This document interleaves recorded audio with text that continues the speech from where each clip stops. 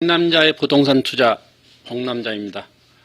오늘은 2018년 5월 1일 근로자의 날입니다. 근로자의 날 첫 방송을 시작하게 돼서 매우 기쁘게 생각합니다. 저희 이 방송을 통해서 제가 부동산은 한 17년 정도 경력을 가지고 있는데요. 저의 노하우를 지금까지는 손님들하고 저희 이 부동산 사무실, 저 뒤에 보시면 저희 부동산입니다. 지금 현재 근무하고 있는 이 부동산에서 손님들하고 만나서 많은 이야기를, 수많은 사람들하고 많은 이야기를 했는데, 이번 계기를 통해서 방송으로 여러분을 찾아뵙게 됐습니다. 앞으로 잘 부탁드립니다. 이태임입니다. 감사합니다. 그럼 본격적으로 이제 방송을 시작해 보겠습니다. 지금 화면에 이제 나와 있는 거 보면은 이게 구글입니다. 구글 지도.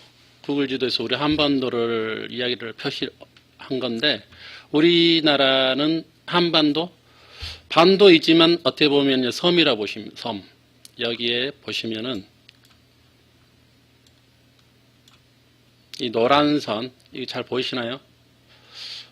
지금 오늘 첫 방송이라 채팅방에 지금 아직 들어오신 분이 없는데, 아직은 홍보를 그닥 하지는 않고요. 지금 시작하는 단계이기 때문에, 지금 대화방이 개설은 돼 있는데, 들어오신 분이 없네요, 아직은. 그래도 제가 나름대로 해보겠습니다. 지금 현재 여기 보시면은 노란 선이 이게 국경을 말하는 국경.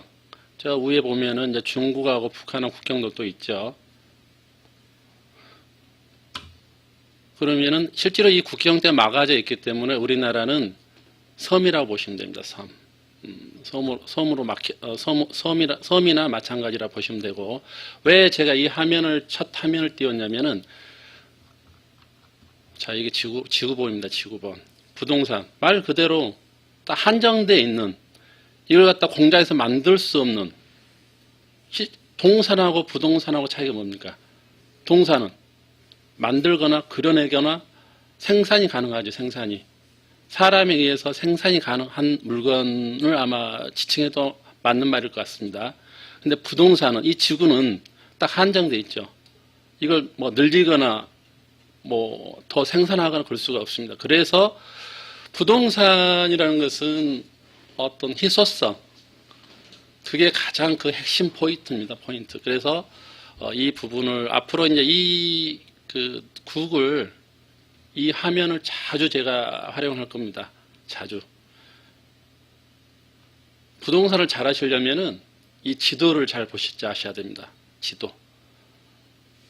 자나깨나 지도입니다. 자나깨나. 예전에는 저 건설에서 있었을 때, 그 시대 때는 우리나라 대기업 회장님들이 어떻게 했어요? 비행기를 타고, 헬기를 타고, 이렇게 봅니다. 실제로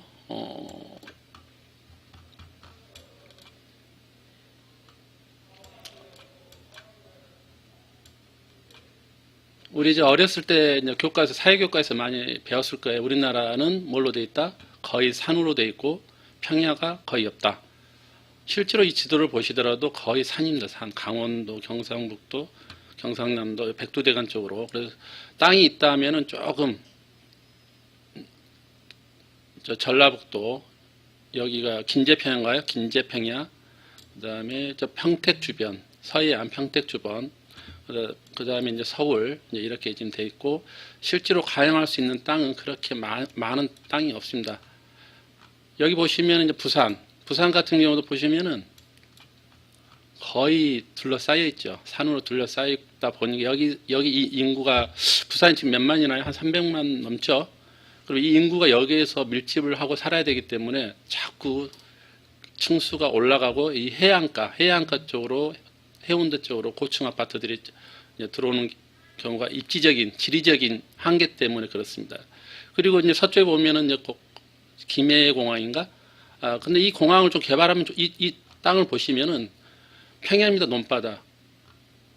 그래서 이 땅을 좀 개발하면 부산 쪽에서는 많은 택지 공급이 가능한데도 불구하고 실제로 그건 어렵죠. 왜 그러냐면 여기는 이제 공항이 있다 보니까 공항 주변에는 고도 제한이라든지 제약이 많습니다. 그래서 건축물 허가가 나지를 않고요. 그런 이유가 있기 때문에 그래서 항상 지도를 보면은 부동산은 보인다. 또 하나 예를 들어 좀 춘천 같은 거 한번 볼까요? 춘천.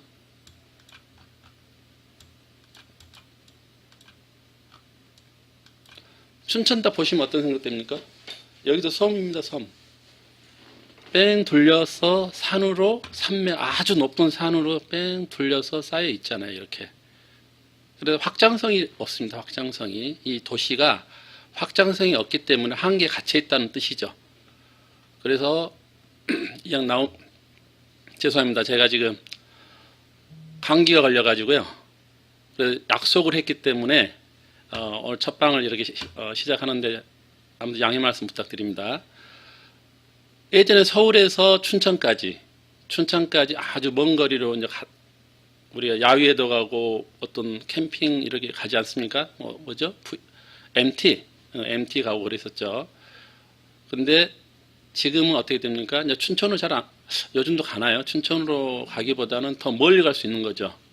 서울과 속초 이쪽으로 도로가 뚫려가지고 실제로 이 동해안까지 접근하는데 지리적으로 굉장히 옛날 같아서 아주 먼데도 불구하고 요새 고속도로 딱 뚫렸기 때문에 굉장히 빨리 접근성이 가장 빠릅니다. 빨리 이 동해안까지 도달을 합니다. 그래서 속초 쪽에 빌라 부지 세컨드 하우스라고 그러죠. 보통 세컨드 하우스들이 많이 이제 들어서고 휴양 시설도 많이 들어서고 그러고 있습니다. 세컨드 하우스라 하면은 부산 쪽도 세컨드 하우스들이 많았죠. 일본어 입지적으로 지리적으로 가까워가지고 제일 이제 부산 쪽도 세컨드 하우스가 있었는데 그래서 이 부동산을 잘 보시려면은 이 지도 하나 가지고 거의 다 설명할 수가 있어요. 지도 하나 가지고. 예를 들어서 이 지도도 안 보시고 보통 예전에 방송에 아마 제가 나왔던 것 같은데 제주도 땅을 샀는데 어느 날 갔더니 땅이 없어졌더라. 또 어떤 산을 샀는데 그게 악산이더라. 이런 경우 아마 언론에서도 많이 나왔을 거예요. 그게 물론 이 모든 지도를 기본으로 틀을 놔두고 그 다음에 권리 분석을 들어가기 시작합니다. 권리 분석이라는 것은 등기등본, 건축물 대장, 토지 대장, 토지 이용 확인원 이런 내용들 그 공부를 같이 비교를 해가지고 이게 과연 적절한 투자가 되는지 안 되는지 이렇게 판단을 하는 겁니다. 심지어 요새 북한하고 정상회담하고 분위기가 좀 좋죠. 그러다 보니까 벌써 어떤 내용이 나옵니까? 휴전선 근처에 땅을 살려는 분들이 많이 생기는 거죠. 그게 선투자죠, 선투자. 그러면서 나오는 게 우리가 그 DMZ 민통선이라고 하죠. 민통선 안에 들어갈 수 있습니까? 아무나 못 들어갑니다. 거기 지뢰도 묻혀 있고 민통선은 특별한 허가를 받지 않는 이상은 거기 원주민들은 이제 원래 허가를 받아서 이렇게 농사를 짓기 위해서 이렇게 들락날락하죠. 할 수 있는데 외지인들은 출입 허가를 받아야 되고 굉장히 까다롭습니다. 까다롭고 아무리 지뢰를 제거했다 하지만 그래도 굉장히 위험한 곳이라고 봐야죠. 그런데도 투자를 합니다. 어떻게? 이 구글 지도라든지 네이버 지도라든지 다음 지도라든지 이런 지도를 보고 투자를 합니다. 지도를 보고.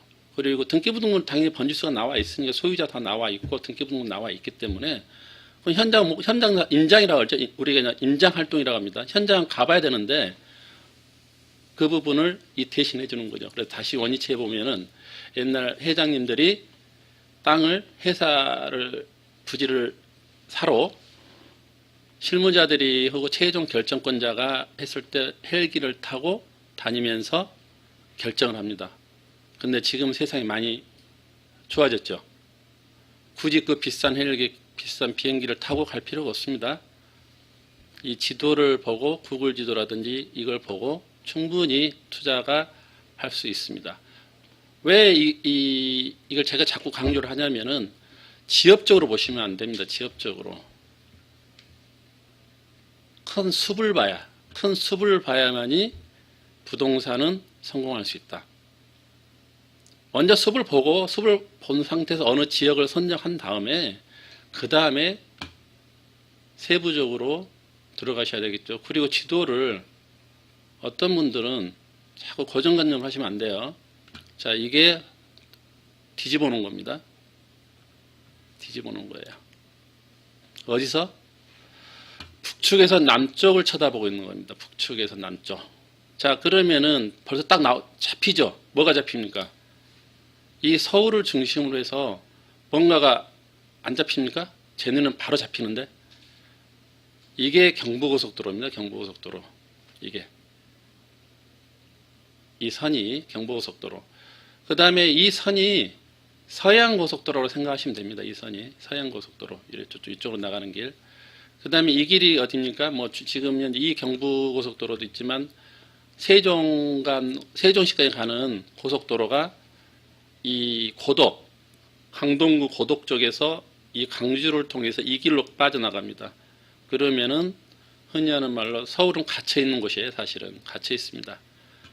갇혀 있는 지형을 가지고 있는데 이 세 길, 여기를 막으면은 테러가 없죠. 테러가. 뭐 부동산 하다 뭐 갑자기 뭐 이상한 말 한다고 하시는데 부동산을 보시려면 부동산만 보시면 안 되는 거고요. 사회, 정치, 경제 여러 가지를 볼 줄 알아야 됩니다. 그래서 뭐 추후에 제가 일주일에 1시간 정도 뭐 특강은 뭐 봐서 한 번 정도 들어갈 수 있을지 모르겠는데 제가 시간이 허락한다면은 화요일날 매주 화요일날 9시부터 10시까지는 정규 방송으로 하고 특별한 날 잡아서 보통 이제 한 일요일 정도 해가지고 뭐 특강 한번 들어가고 이제 그렇게 하려고 합니다. 그래서 저하고 같이 쭉 이 방송을 들으시면은 아마 여러분도 굉장한 전문가가 어느 순간은 되어 있을 겁니다. 저는 물건은 이렇게 고기는 주지 않습니다. 고기를 제가 지금 현재 이렇게 상담하다 보면은 제가 어떨 때는 많이 할 때는 한 2시간, 3시간 뭐 이렇게 많이 합니다. 한 분 가지고 물론 시간 없을 때는 뭐 1분 만에 그냥 나가라고 하는 분도 있고요. 그러는데 그러다 보면은 사장님 뭐 미주알 고주알 뭐 그 다 필요 없고요. 딱 찍어주세요. 그러니까 어떻게 찍어달라고 합니다. 그럼 찍어줄 수는 있죠. 근데 제가 점쟁이는 아니고 저기도 뭐 애언을 할 수 있는 상황은 아닌데 찍어는 줄 수는 있는데 그때뿐이에요. 딱 한 번. 한 번은 우연하게 이제 그분이 성공할 수 있지만 다음은 어떻게 하실 겁니까? 뭐 제가 계속 이 수많은 사람들 옆에 곁에서 찍어줄 수 있는 상황도 아니고요. 그리고 뭐 제가 찍는다고 해서 그게 뭐 다 100% 맞느냐 그건 아닙니다. 나중에 이제 제가 이런 설명을 꽤 많은 시간을 한 20강 정도, 한 20시간 정도 들으면은 제가 이렇게 이제 이야기하는 이유를 아마 아실 수가 있습니다. 좀 제가 다시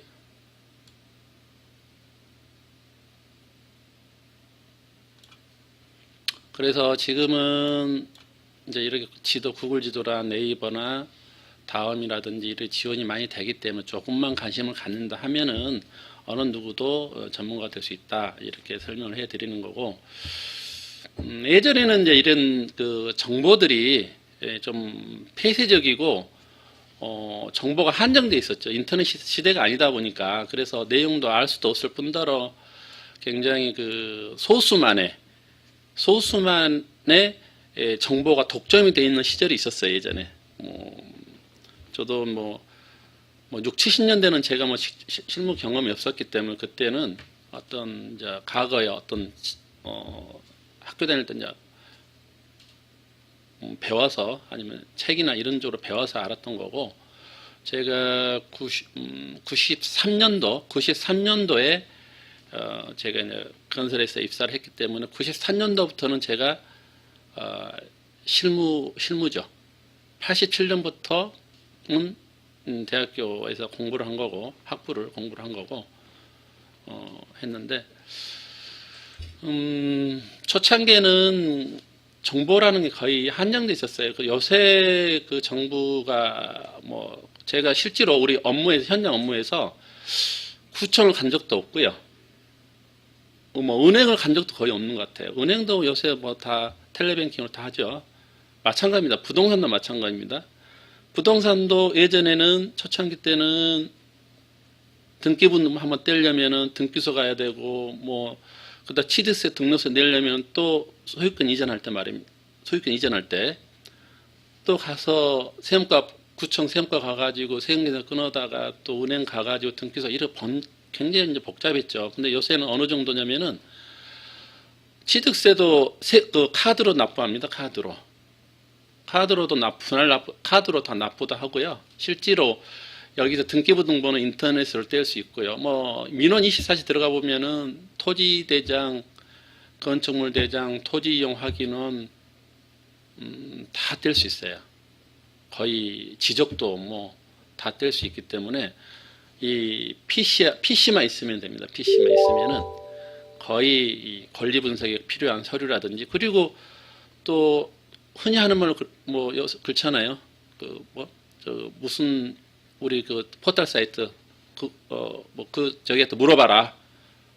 궁금한 거 있으면 물어봐라. 이런 지식인이라든지 그렇기 때문에 얼마든지 많은 정보를 얻을 수가 있어요. 그러면은 근데 이제 이건 좀 난센스인데 이제 그만큼 어렵다는 겁니다. 이제 뭐냐면은 예전에 소수가 독점할 수 있는 정보로 인해서 그걸 가지고 부를 창출하고 부동산 그러니까 창출하는 시대인데 지금 시대는 이제 다 알아요. 다 모르는 사람이 없죠. 거의 그러기 때문에 그만큼 힘들죠. 그래서 이것은 제가 나중에 이제 투자 심리라든지 그다음에 타이밍 투자와 가치 투자라든지 그다음에 여러 가지 이제 논제를 가지고 이야기하면서 이게 그 퍼즐 맞추듯이 맞춰지고 다시 또 제가 다시 원점을 말씀드리면은 저는 고기 잡는 법을 여러분한테 이제 알려드리려고는 하는데 이게 참 쉽지 않아요. 제가 17년 정도 해보니까 이게 부동산만큼 어려운 게 없습니다. 진짜 어렵습니다. 왜 그러냐면은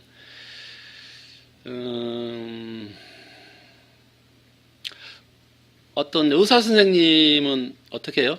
수술을 어디서 배우죠?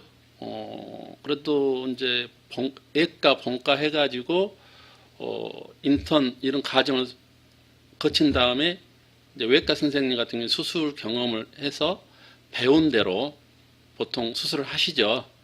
제가 맞는지는 모르겠습니다. 제 분야가 아니기 때문에 맞는지는 모르겠지만 아마 그럴 것 같아요. 그래서 자기 이론과 배운 것과 경험에 플러스해서 하면은 수술에서 큰 오차 범위가 많이 발생이 아마 안 될 거라고 저는 판단합니다. 그리고 법을 다루신 분도 엄청난 공부를 하시잖아요. 엄청난 공부를 해가지고 그 다음에 이제 실전에 뛰어들으시면 이제 경험을 쌓죠. 근데 그래도 어떤 판결문에 대해서는 판례라는 게 있습니다. 판례.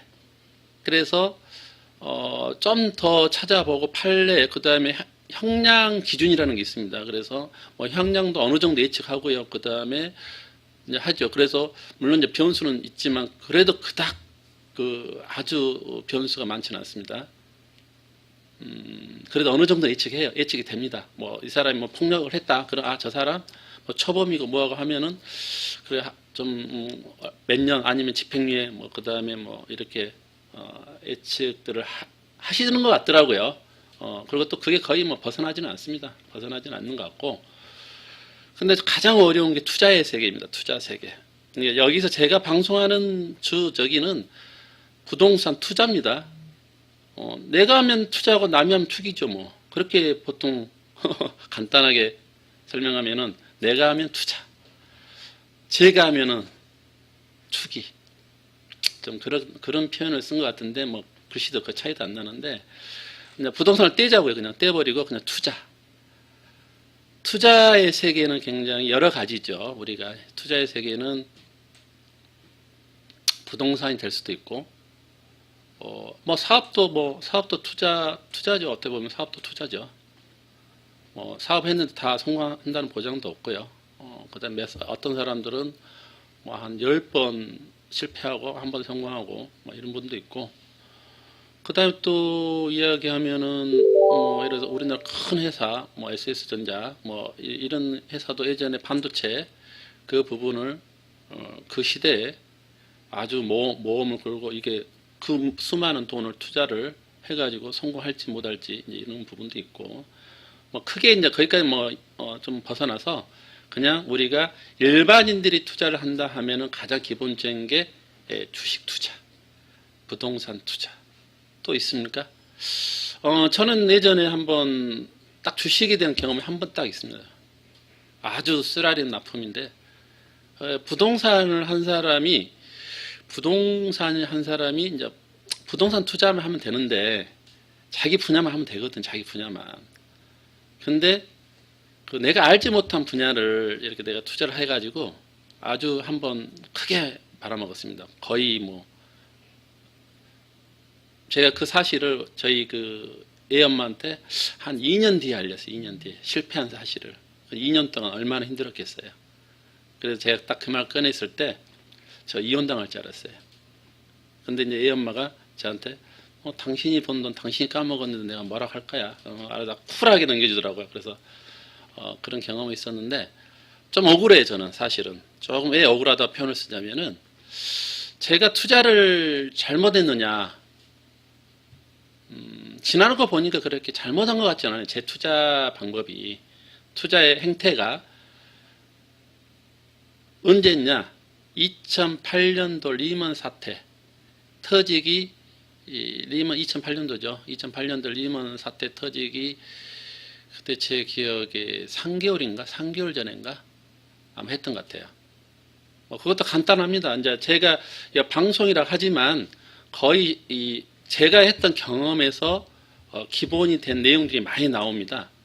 부동산 투자 강의라고 해서 책 갖다 놓고 아주 어렵게 예를 들어서 유치권이 뭐니, 그다음에 근저당, 가압류 이런 설명하는 것은 재미없어요. 그리고 사실 도움도 안 되고요. 그것은 그런 내용을 안다고 해서, 그 내용을 안다고 해서 부동산 투자에 성공한다면은요, 공부 많이 한 사람, 하버드대 예를 들어서 이런 아주 수재 영재들이 부동산 투자를 다 성공하죠. 근데 그건 아닙니다.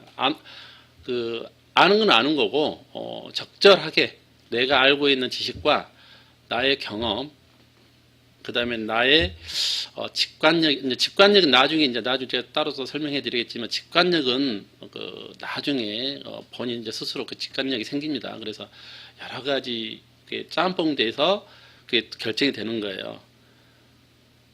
그래서 제가 부동산쟁이 아닙니까? 이렇게 부동산만 그냥, 저는 아침에 일어나서 집에 퇴근할 때까지 부동산만 다루는 사람입니다. 재밌는 이야기 하나 해드릴까요? 올해 여름휴가를 저는 진짜 와이프가 휴가를 어디로 가냐 하냐면은 세종시로 가자면, 세종시. 여름휴가를 세종시로 가자고 하니까 제가 어떻게 되겠어요? 진짜 좀 그렇더라고요. 그래서 제가 이제 우리는 24시간 365일 부동산만 생각하고 다른 사람의 어떤 지구권을 이제 타고났는데, 제가 여기 방송에서 이야기하는 것은 이제 투자죠. 실수요 개념도 물론 일부는 다뤄지죠. 근데 전적으로 저는 90% 이상, 99%까지는 아니더라도 아무튼 90% 이상은 투자, 부동산 투자. 말 그대로 벌기 위해서 부동산 재테크라고도 하죠. 그래서 부동산 재테크, 말 그대로 벌기 위해서 돈을 벌기 위한 하나의 방법에 대해서 설명을 드린다고 생각하시면 맞습니다. 그래서 자꾸 저 어떤 일반적인 사고하고는 약간씩 틀립니다. 제가 이야기하는 내용이 보통 사람들하고 같으면은 제가 이 자리에 있지를 않습니다. 자리에 당연히 없습니다. 왜? 그 부분은 또 추후에 제가 또 말씀드릴게요. 오늘은 이제 총체적으로 제가 앞으로의 방송의 방향이라든지 어떤 형태로 흘러갈 거다, 이 방송이. 그 부분을 좀 이제 또 설명을 해드리는 시간이기 때문에 그렇게 이해를 해주시고, 아까 다시 그 2008년도 아까 주식 실패한 거 제가 설명을 해드렸는데, 다른 거 없었어요. 부동산으로 돈을 조금 이제 벌었죠. 그래서 통장이 좀 있었습니다. 그랬더니 어느 날 갑자기 전화가 왔습니다. 은행에서 펀드, 이제 그때 한참 뭐 펀드도 유행이었죠. 뭐 일본 펀드니 무슨 펀드니 무슨 아마 엄청난 큰 뭐 그쪽 분야에서는 바람이 불었습니다. 사장님, 이 현금을 그냥 통장에 갖고 마시고 저한테 딱 두 가지를 제안하더라고요. 금을 사시든가 주식을 사놓으시던가, 딱 둘 중에 하나 저한테 결정하라고 하더라고요. 그래서 그때 보니까 이제 금은 누런 게 있는데, 뭐 금이 뭐 5만 얼마가 됐는데 오르지도 않고, 뭐 저게 무슨 그 투자가 달라디 하고, 제가 그 은행 직원한테 뭐라고 그랬냐면은, 우리나라에서 제일 잘 나가는 주식, 내가 이제 부동산을 해보니까 어쩔 때 싼 게 비지떡이라는 말이 있어요. 그러니까 절대적으로 저는 뭐 지금도 어르신들 이야기를 전적으로 많이 따르는 편입니다. 속담이라든지 그냥 빈말이 아닙니다. 절대 빈말이 아닙니다. 그래서 제가 그랬죠. 주식 주자도 모르는 사람이 은행 직원 이야기하기를, 야, 그럼 우리나라 제일 좋은 주식을 좀 사놔라 했는데, 어떤 주식 사놨냐면은, 뭐 실명을 이야기해도 되나 모르겠습니다. 다 알 겁니다. 뭐 어차피 이것은 다 아는데, 우리나라 대표적인 현대차, 기아차를 딱 사는 겁니다. 그래서 3만 얼마에 사놨고, 기아차는 15,000 얼마인가 그때 딱 사놨어요. 그래서 딱 있었는데, 저는 그때 내 본업을 했죠, 업무를. 근데 2008년도 뭐 해가지고 갑자기 그게 반토 아마 제 기억에 3만 얼마였던 게 12,000원인가 얼마까지 떨어지고, 그다음에 15,000원이 6,000원까지 아마 떨어졌던 것 같습니다. 이제 공포가 옵니다, 공포가. 이게 돈이 뭐 작은 돈은 아니었어요. 그래도 아까도 말씀드렸죠, 서두에 잘못해서 이혼할 뻔했다고. 그러니까 작은 단위가 아니었습니다. 꽤 그래도 큰 돈이었어요. 근데 그게 어느 날 순간에 한 3분의 2가 날아가니까 이제 멘붕이 오죠, 멘붕이. 그래서 더군다나 우리나라도 훨씬 더 큰 포드라든지 그런 회사들도 뭐 부도나고 휴지 조각이 되니 어찌니 하니까, 은행 직원이 이제 막 다급해가지고 어떻게 하실 겁니까? 한테 그러더라고요. 그래서 매도를 해라. 그래야 조금이라도 건질 거 아니냐. 이제 이렇게 된 겁니다. 결론은. 근데 참 재밌는, 인생이라는 글이 재밌는 게, 딱 팔고 또 한 3개월이 지났어요. 그때부터 이제 그게 올라가가지고 현대차가 20 몇만 원까지 가고요. 기아차가 15,000원짜리가 아마 7, 8만 원까지 갔었나요? 아무튼. 그랬으면은, 그걸 그대로 놔뒀으면은, 만약에 최상한가 그때 팔았으면 아마 제가 이 자리 없습니다. 이 자리 없어요. 지금 운전기사하고 해서 맨날 여행이나 다니고 아마 그랬을 겁니다. 그거예요. 그래서 결론은 이제 투자라는 게 그만큼 이제 어려운 게 뭐냐면은, 운도 따라야 돼, 운도. 아무리 내가 100% 정확하게 해도, 그러니까 운칠기삼, 아까 제가 말했듯이 어르신들 운칠기삼, 그러니까 운도 굉장히 좌우한다. 제복. 그러니까 저한테는 그 복이 없었던 것 같아요. 그리고 그때 30대 후반인가? 40대 초반. 그래서 다시 일어날 수 있어요. 아주 젊었기 때문에. 그래서 제가 하나 배운 게 있습니다. 그래도 30대 후반에 40대 초반에 그런 경험을 했기 때문에 다시 일어나가지고 할 수 있었다.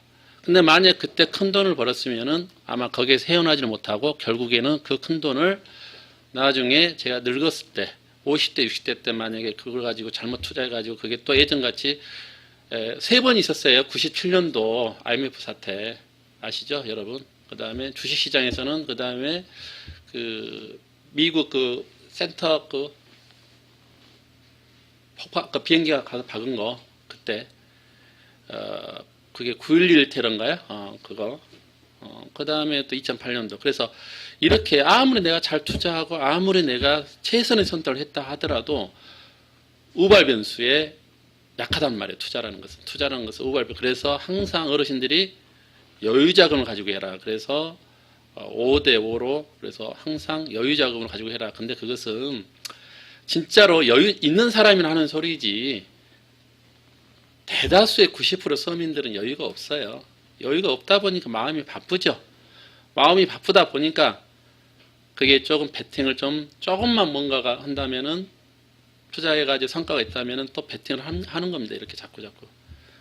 그래서 1억 가지고 10% 벌면은 1,000만 원입니다. 그죠? 맞죠? 그래서 1,000만 원과 10번 벌어요. 10번. 그러면 1억 가지고, 그러니까 1억 가지고 10번 번다 하면은 1억 가지고 1,000만 원 벌고 또 1억 1,000 가지고 또 뭐 1,100만 원 벌고 이런 10%씩만 번다 합시다. 벌었어. 그래가지고 한 자산을 한 10억까지 올려놓다 하자고요. 그러면은 10%를 번다는 소리는 10%를 까질 수도 있다는 소리거든요. 반대로. 그래가지고 막판에 가서 큰 돈에서 까지는 거야. 큰 돈에서. 왜? 9번 성공하니까 야 나는 이제 신이야. 거의 주식 신이고 부동산 신이고 이제 나는 내가 하는 쪽쪽 다 돈을 버니까 그냥 이제 뭐 달러 돈을 내서라도 이제 막 해가지고 판이 커졌을 때 이제 베팅을 딱 크게 합니다. 근데 딱 그 베팅이 딱 순간에 아다리가 되면 잘못되면은 9.11 테러, IMF, 2008년도 이렇게 나하고 전혀 상관이 없는 데서 변수로 인해서 망가집니다. 그리고 그걸 견딜 사람은 멘탈이 견딜 사람이 거의 없죠. 그래서 많은 이제 실패들을 하고 그러는데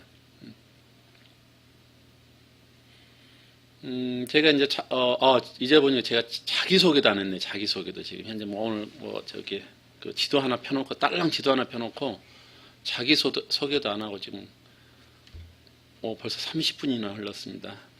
30분이나. 그래서 제가 자기소개를 그래도 제가 누군지 그래 저 어떤 놈이 방송에 나와서 떠드는데 저놈이 누군지는 그래도 어느 정도는 어렴풋이는 알아야 될 것 같습니다.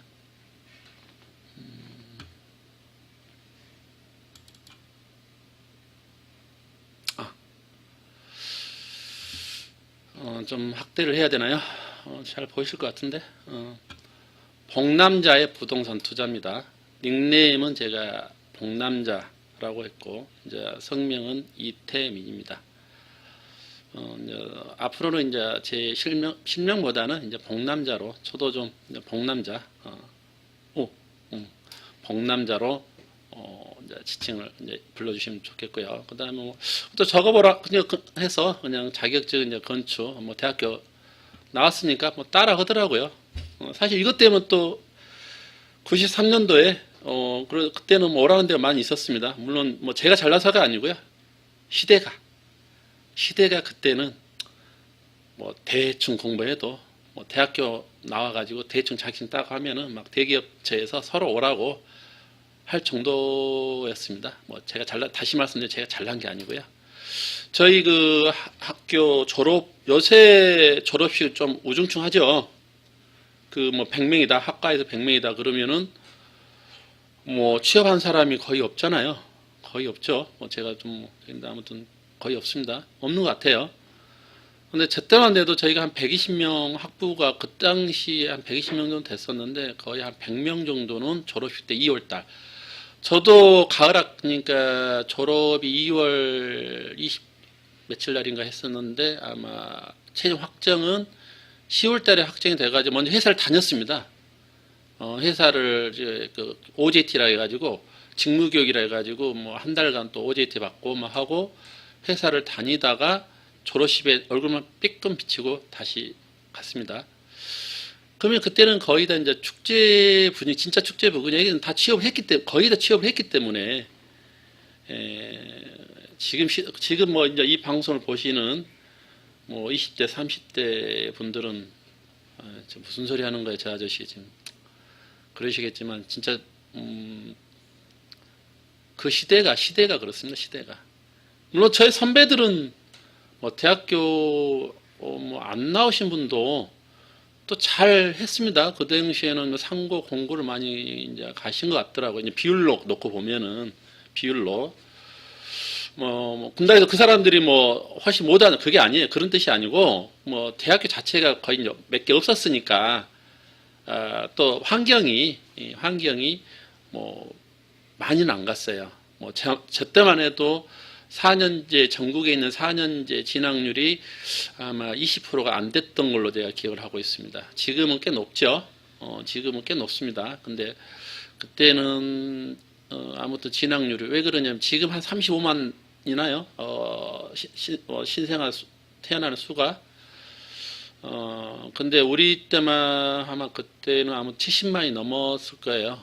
우리 그 같은 저기가. 그래서 그만큼 사람 많고 학교는 얼마 없었기 때문에 이렇게 조금은 진학률이 낮았던 것 같은데, 아무튼 우리 선배들은 또 저보다는 더 혜택을 저는 받았다고 봐요. 사실 많은, 진짜 우리는 대충 뭐 공부 이제 이건 농담입니다만은 아마 대충 공부를 했다고 표현을 하는데, 진짜 그분들은 진짜 대충도 아닌 것 같아. 진짜 뭐 공부 투자 시간이 그렇게 아주 뭐 전문, 아주 뭐 저기 직종이 아닌 이상은 그랬던 것 같아요. 그게 이제 나중에도 제가 또 이게 나옵니다. 이게 부동산에 연관이 있습니다. 부동산 앞으로도 마찬가지야. 앞으로도 부동산을 바라보는 그게 그 시야가 눈높이, 이게 다 연결이 되어 있어요. 제가 방금 설명한 내용도 굉장히 중요한 말입니다. 그게. 그러니까 1단계, 2단계, 3단계 분류로 봤을 때 저희 선배, 그러니까 지금 제가 50대 초반인데 40대, 50대를 이렇게 중간으로 놓고 20대, 30대를 한 군, 섹터군이라 보고 40대, 50대를 섹터군, 그 다음에 뭐 60대, 70대를 한 섹터로 보자고요. 3개 섹터를 놓고 보자고요. 그러면은 그래도 좀 고생은 배고프고 이렇게 했지만 기회도 많았고 가장 돈도 많이 벌고 가장 행복한, 통상적으로 행복한다고 표현을 하는 게 맞을지 모르겠지만 아무튼 그때가 아마 60대, 70대. 지금 자산가들도 많습니다. 왜? 그때 기회예요. 모든 게 기회. 그게 우리 부동산하고도 바로 연결이 되어 있습니다. 이미 그 데이터가 다 나와 있고, 그 다음에 우리는 그래도 배고프지는 않았어요. 저 시대는. 이제 40대, 50대들은 배고프지는 않았는데 나름대로 이제 부모들 이렇게 많이 이제 배우고 또 풍족하게 살았어요. 풍족하게 살고 했는데, 그래도 60대, 70대보다는 이 부로는 따라갈 수가 없습니다. 우리가 부가 따라갈 수 없고, 그 다음에 30대, 20대는 좀 힘들죠. 이미 이 경제 성장, 우리나라 대한민국, 한국이 이미 많이 올라와 있습니다. 산업군 자체가 많이 올라와 있기 때문에 거기서 살아남는다는 게 굉장히 힘들죠. 이 기득권이 이미 있잖아요. 40대, 50대, 뭐 70대까지 다 기득권이 있어요. 기득권이 있기 때문에 거기를 치고 들어오려고 하려면은 딱 당연한 거 아닙니까? 지금 현재 뭐 부모님이 예를 들어서 잘려야 돼요. 부모님이 잘리면은 신입사원들, 예를 들어서 뭐 대기업 부장 한 명 예를 들어서 정리가 된다 하면은 신입사원들 몇 명 뽑아요. 근데 그럼 그 사람을 또 자르면 어떻게 해요? 이 사회적으로 놓고 봤을 때 그 사람들은 가장 자식들을 중고등학교 가르쳐야 되고 왕성한 시기라면 왕성한 시기에 집으로 가라 하니 답답할 노릇이죠. 답답하죠. 그래서 이제 이런 게 다 또 부동산하고도 연결이 또 됩니다. 저는 사실은 20대, 30대가 좀 부러워요. 어떻게 보면. 갑자기 뭔 소리야. 잘 나가다 왜 또 삼천 보냐고 또 그럴지 모르겠지만 사실은 그 20대, 30대들은 이제 좀만 지나보시면은 아까 제가 뭐라 그랬죠?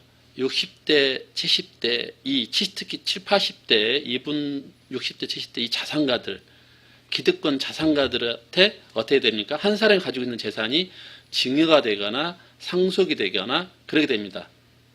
그래서 비빌언덕. 이해되시죠? 비빌언덕.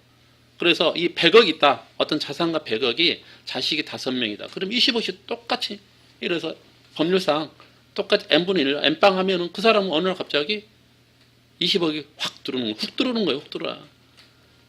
근데 훅 들어왔는데 그걸 지키지를 못하죠. 왜? 본인이 그걸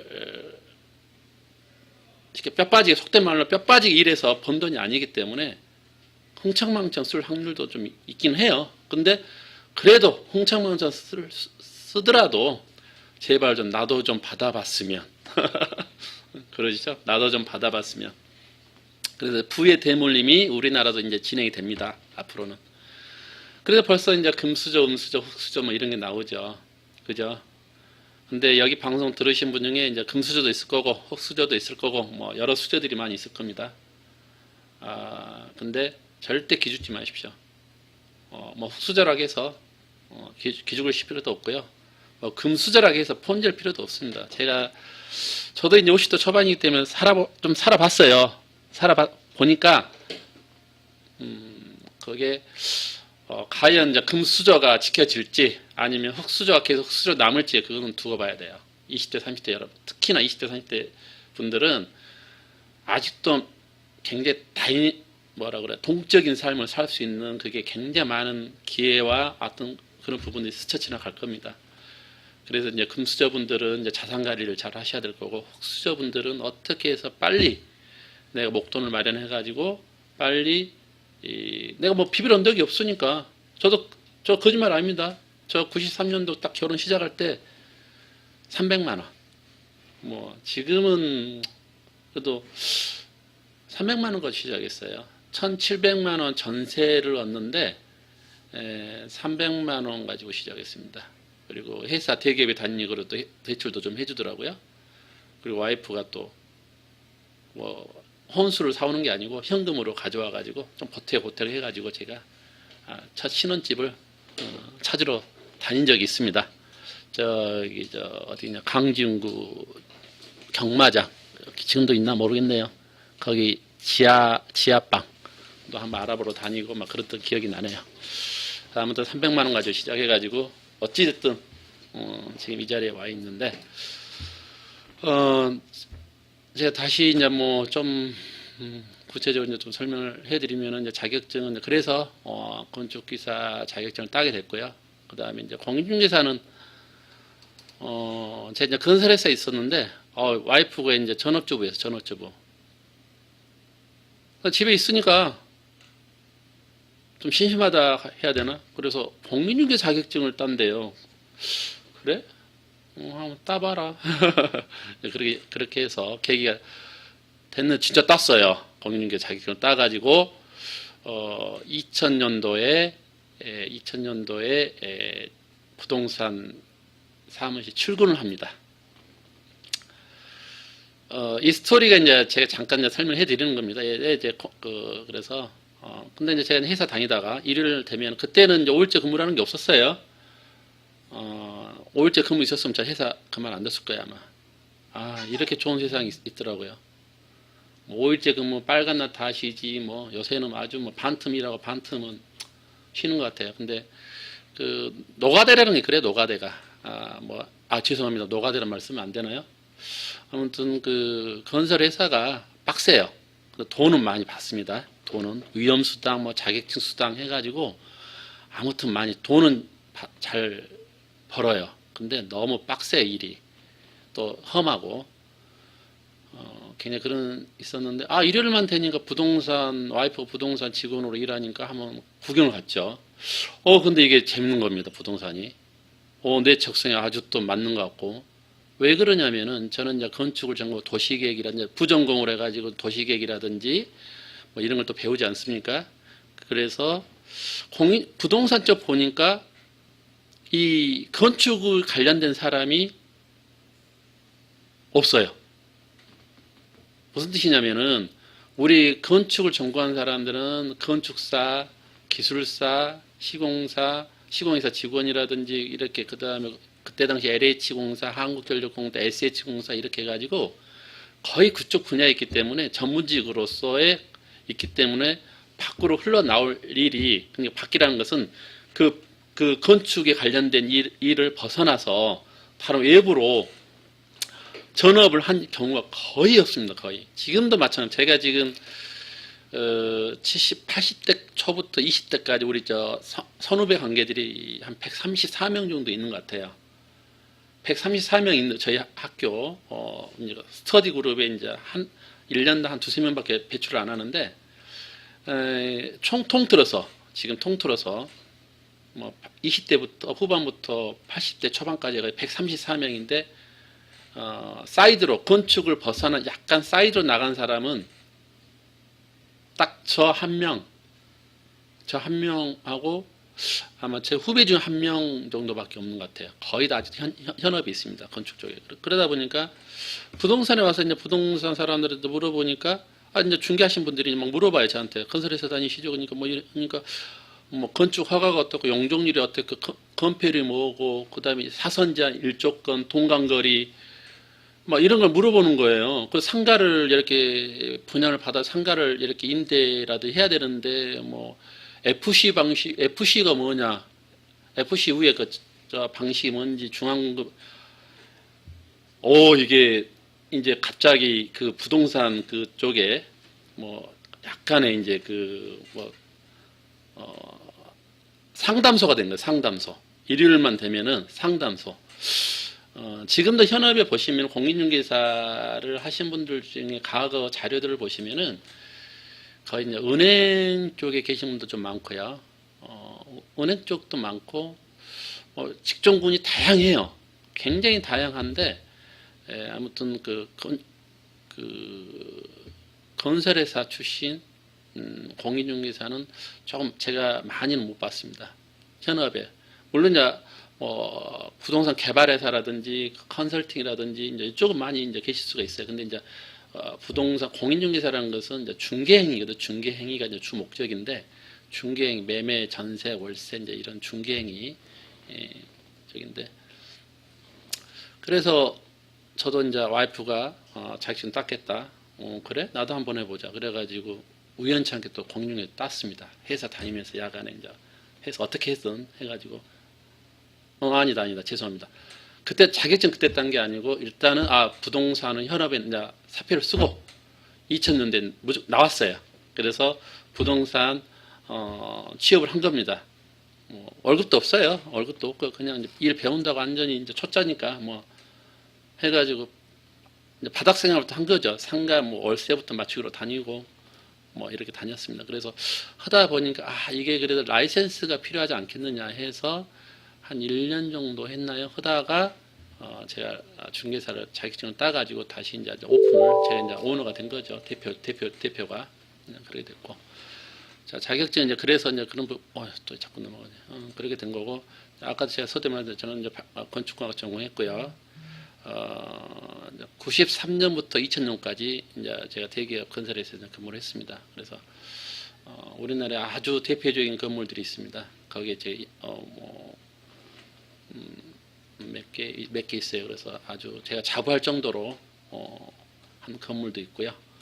아직 그다음에 중간에 제가 이제 부동산으로 이제 2006년도 하다가 조금 이제 부동산에 좀 재미를 붙였죠. 그래서 한 6년 정도 해보니까 이제 돈도 약간은 좀 만졌어요. 만지고 하니까 이게 중개해가지고는 좀 욕심이 나더라고요. 중개해가지고는 안 되고 조금 건설회사 출신이니까 좀 이제 개발 사업이라든지 조금 더 해보자 해서 부동산 투자 개발회사를 차립니다. 차려가지고 결국은 말아먹었어요. 언제? 2008년도. 근데 제가 크게 힘들었던 게 이거 2008년 다음부터 굉장히 뼈아픈 날이에요. 10년 전이네요. 벌써 10년 전. 그 미국 그 사태. 하필이면은 주식을 투자했는데 그렇게 망가져. 부동산 투자 컨설팅 회사 차려가지고 부동산 이제 개발 사업을 하려고 땅도 사고 했더니 또 그 2008년도 그 사태 터져가지고 이제 분양이 안 됩니다. 분양이 될 리가 없죠. 뭐 그런 될 리가 있겠습니까? 그래서 또 말 엎습니다. 그래서 큰 아픔이 이제 두 번 있었는데,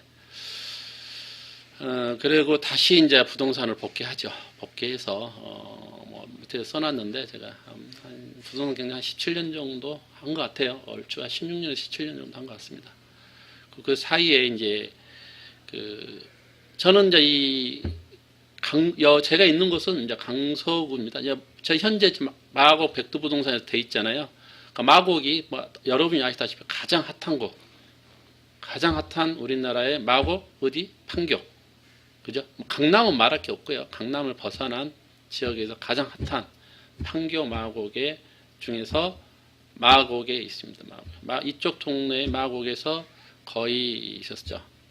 제가 2003년도에 한번 판교하고 마곡하고 제가 두 개를 저울질한 적이 있었어요. 저울질한 적이. 그래서 판교하고 마곡 개발되기 전입니다. 그래서 되기 전에 제가 두 개를 견주었다가 여기 마곡에다가 터를 잡았던 겁니다. 그래서 나중에 추후에 이제 마곡, 판교 이제 이런 거에 대해서 자세하게 한번 제가 설명해 드릴 거예요. 제가 실제 경험했던 내용들을 그대로 여러분들한테 전달해 드릴 겁니다.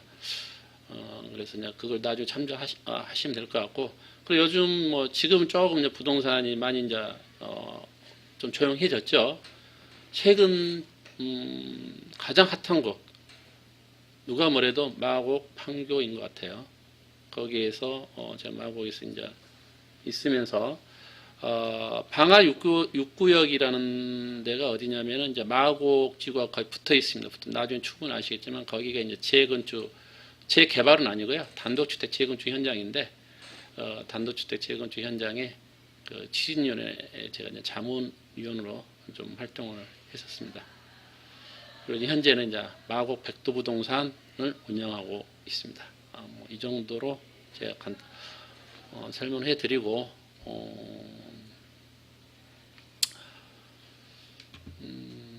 일단 제가 이제 제 프로필은 일단 설명해 드렸고요.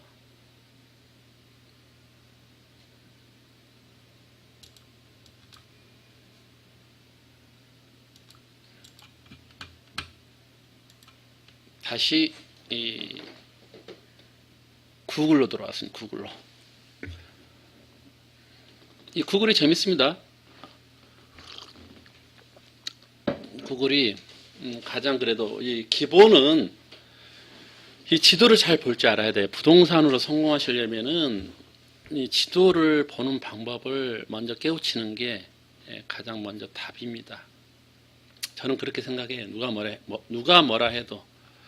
예전에는 굉장히 이게 아까도 잠깐 나온 말이지만은 헬기 타고 다니고 막 이렇게 그랬었어요. 근데 지금은 그럴 일이 없습니다. 아주 잘 돼 있잖아요. 우리나라는 이제 네이버 지도도 있고 다음 지도도 있고 그러는데 이제 제가 왜 이제 구글 지도를 저는 거의 구글 지도를 많이 활용을 합니다. 그 이유는 뭐냐고요? 간단하게 해서 왜 제가 구글 지도를 잘 이용하냐? 이게 지금 어디냐면은 성남공항입니다. 성남공항 보이시죠? 우리 지금 제 네이버 지도나 다음 지도 보면 이게 안 나옵니다. 제가 좀 시간이 되면 지금 시간이 한 5분밖에 안 남았기 때문에 제가 또 다음 하겠지만 일단 찾아보시면 안 나옵니다.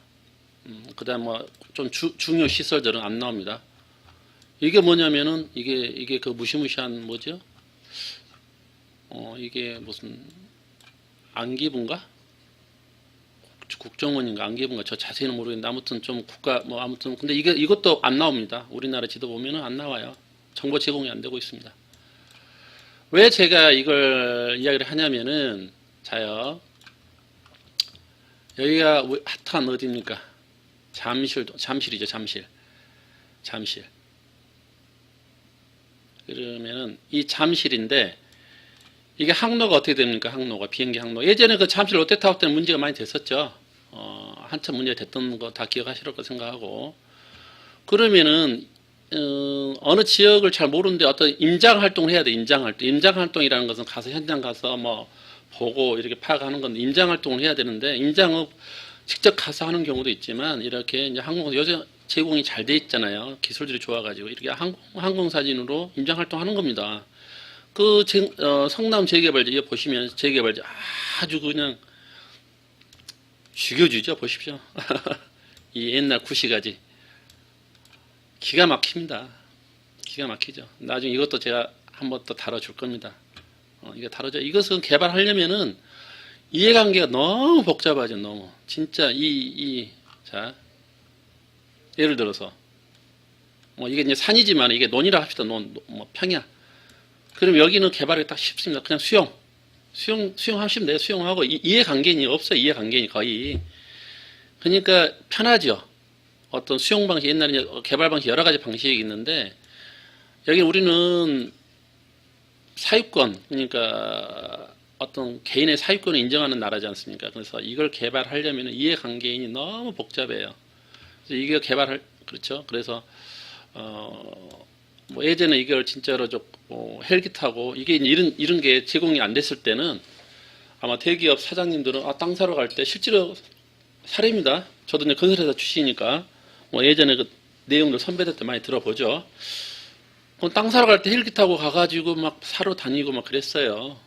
왜? 이런 게 지원이 안 되니까. 지금은 얼마나 좋습니까? 그냥 자기 집 PC에서 이걸 다 지원을 받아서 이 땅이 쓸만한 땅인지 못 쓰는 땅인지 크게 그림을 그려볼 수 있게끔 다 지원이 된다는 거죠. 대단한 겁니다, 이게. 그래서 근데 여기는 일단은 이해관계가 너무 많고 여기는 이게 이제 평야라 합시다. 여기 논이 없어가지고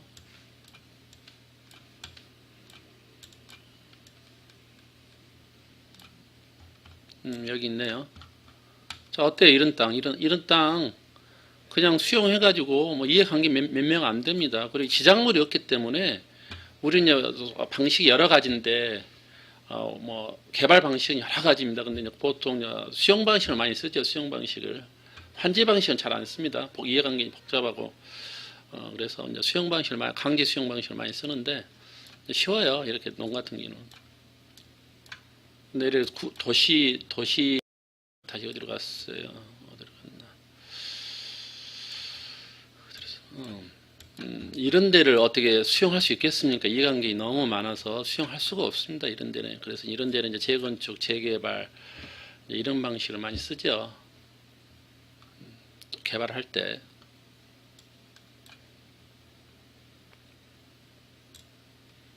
그래서 이제 구글에서는 어찌됐든 이제 이런 게 가려지지가 않고 이렇게 비행기 이게 그러면 비행기가 이렇게 날라요? 이 방향으로?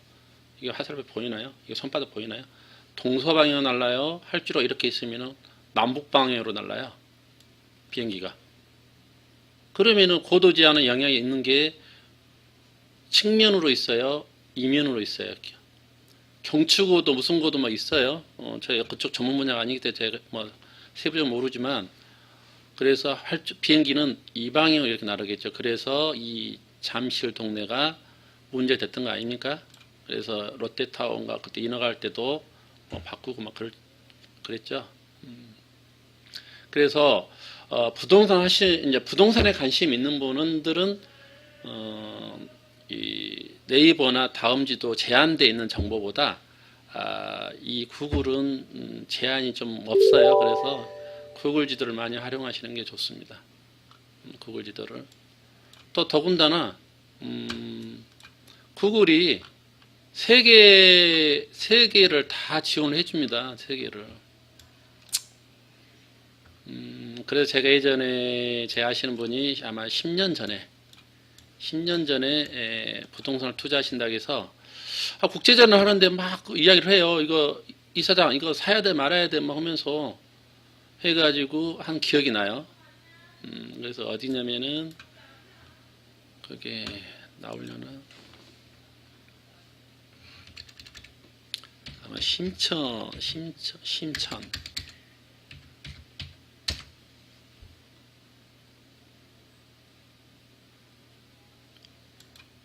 아이고, 우리나라 저기만 나오네. 시간은 10시 다 됐는데, 1시간 제가 약속했던 게 시간이 다 됐는데, 일단 조금 첫날이니까 조금 좀 더 하고 마치겠습니다.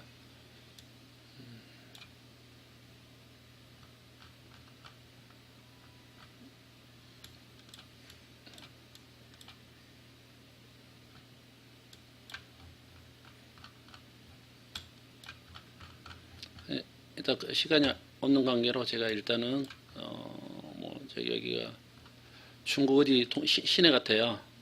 시내 같은데 이사장, 내가 반호 땅이 하나 있는데 이 땅은 사야 돼 말아야 돼? 한번 좀 봐줘봐. 그래서 10년 전에 투자 상담을 해드린 적이 있습니다. 지금도 뭐 해외에서도 많이 해서 투자 상담을 해드리는 경우가 있습니다. 실제로 제가 비행기 타고 날아가서 뭐 권리 분석해가지고 이런 개념은 아니고요. 뭐 제가 뭐 중국어도 모르고 뭐 그런데 딱 사기당하기 쉽죠. 근데 이제 입지 분석이라고 하죠. 우리가 입지, 이 땅의 개발이 어느 형태로 흘러갈 건지, 가능할 건지 말 건지, 그다음 내 생각에는 어떻더라. 이 이제 조언을 많이 해드리죠. 조언을 많이 해드립니다. 그래서 구글이 일단은 좀 이런 게 세계적인 어떤 그게 잘 돼 있어요. 시스템 부동산 파악하는데 다시 설명해 드리자면은 일단은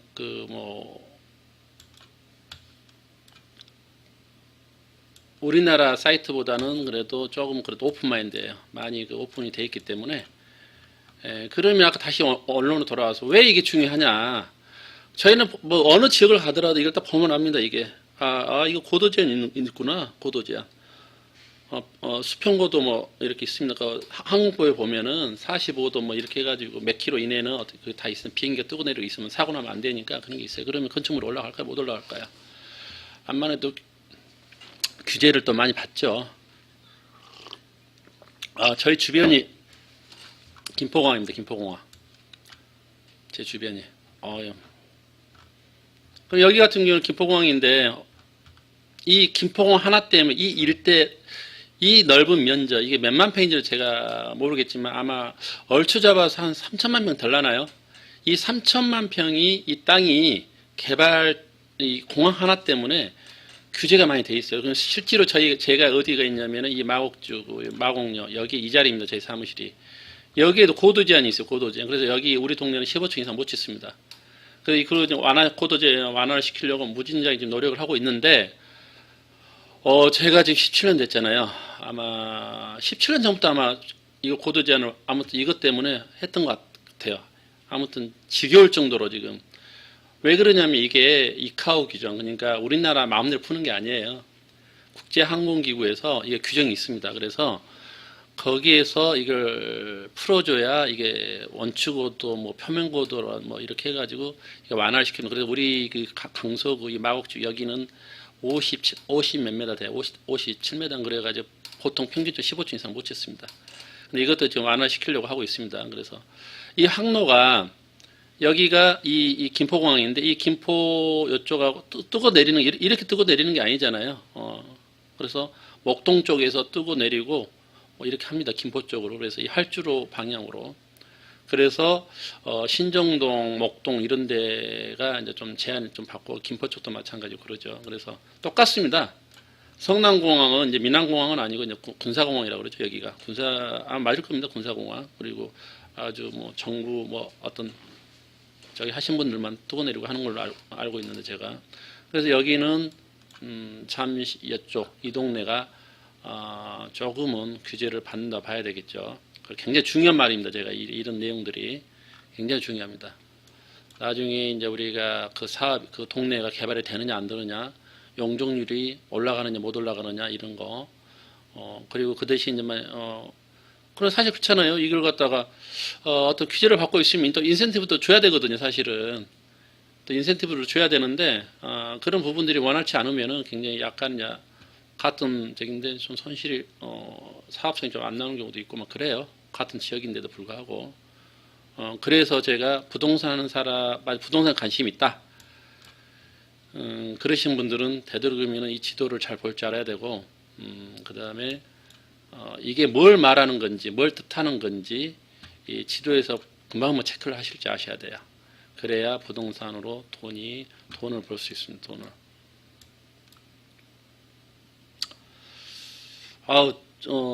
첫날이라 너무 한 시간이 금방 지나갔습니다. 금방. 제가 초안을 잡아가지고 하고자 하는 내용이 많은데 하나도 못했어요. 하나도 못하고 그냥 한 시간이 후딱 지나갔습니다. 아무튼 또 다음 주 저희가 항상 오늘 무슨 요일이죠? 화요일이죠. 화요일. 화요일 날 매주 9시 저녁 9시에 찾아뵙도록 하겠습니다. 동남자의 부동산 투자였습니다. 감사합니다.